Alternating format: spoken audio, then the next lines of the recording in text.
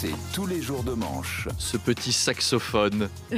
Alors avant d'aller au salon de l'agriculture et de démarrer, un petit mot de cinéma. Ah oui. C'était les Césars ce week-end. La grande famille incestueuse du cinéma s'est réunie à l'Olympia. Triomphe pour Anatomie d'une chute.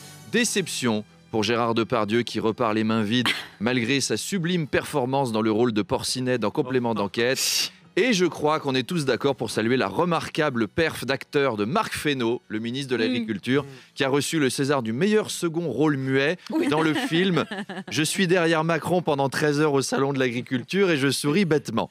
Et on célèbre le retour de Manu Le Chypre ce matin, c'est jour de fête.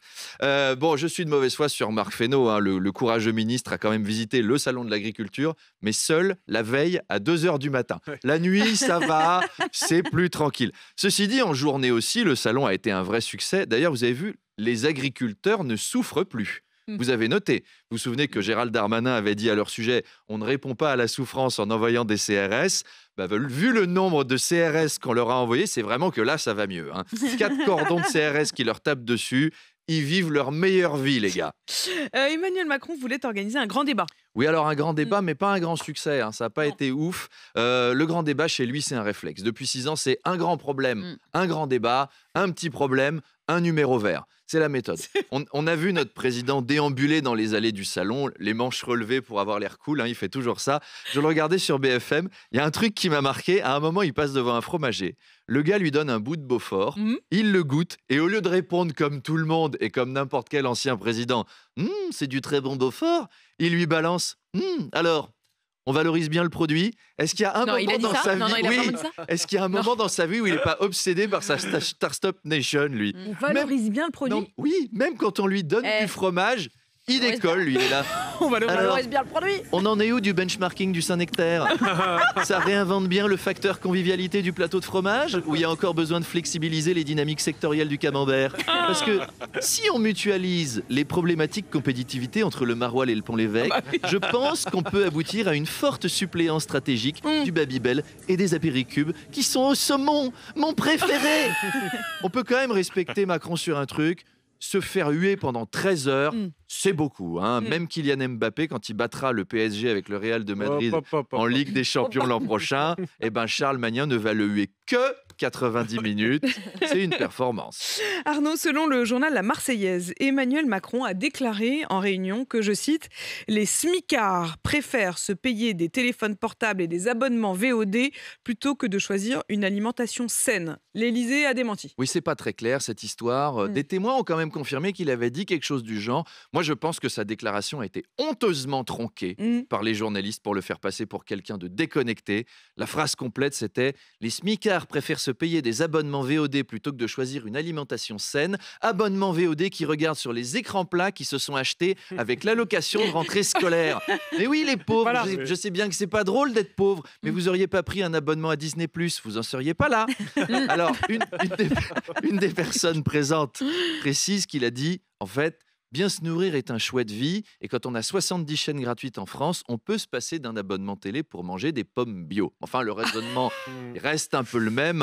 La crise agricole, c'est la faute des pauvres. À chaque fois que vous regardez un épisode de Stranger Things, c'est un agriculteur qui meurt, en fait. C'est ça qu'il faut comprendre. Notez que si les pauvres ne prenaient pas un Netflix à 15 € par mois, imaginez, Apolline, le nombre de restaurants étoilés qui pourraient s'offrir. Mais non, le smicard préfère rester au SMIC au lieu de monter une start-up sur les voitures électriques. Le smicard préfère acheter des habits pour ses enfants plutôt que d'investir dans le bitcoin. Et à un moment, je suis désolé, il faut faire un effort. L'Allemagne, Arnaud, a légalisé le cannabis récréatif. Oui, c'est dommage, c'est 100 ans trop tard. Vous imaginez si les Allemands avaient fumé du cannabis en 1933, le monde aurait été très différent. Hitler avec des dreadlocks, ça aurait été mieux qu'avec une moustache, quoi. Il nous aurait envahis autrement.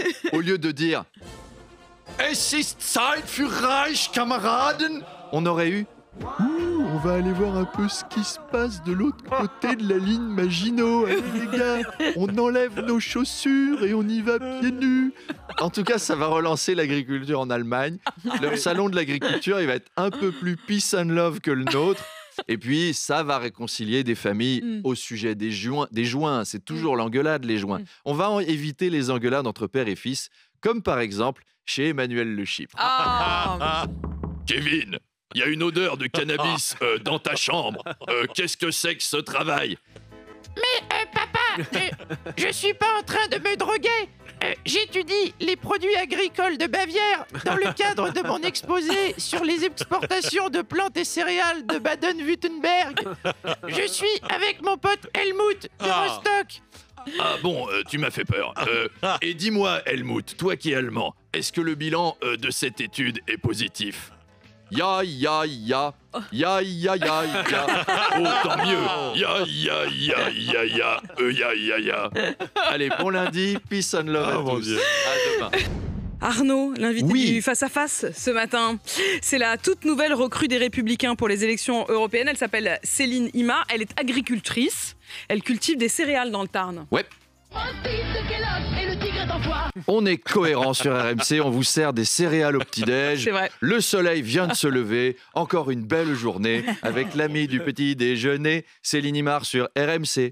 Alors c'est un bon choix de la part des Républicains. L'agriculture a besoin de connaître des chocs pour pouvoir évoluer et donc LR met une céréalière en numéro 2 de sa liste. Donc les chocs vont arriver au bon moment. Et paf, ça fait des chocs à pic. Alors, qui est... C'est pour le retour de Manu. Un bon jeu de mots pour fêter ça. J'adore. Alors, qui est Céline Imar? Elle est diplômée de Sciences Po Paris de l'ESSEC Business School. Après, elle est 2 ans directrice financière d'une filiale de Bolloré au Chili.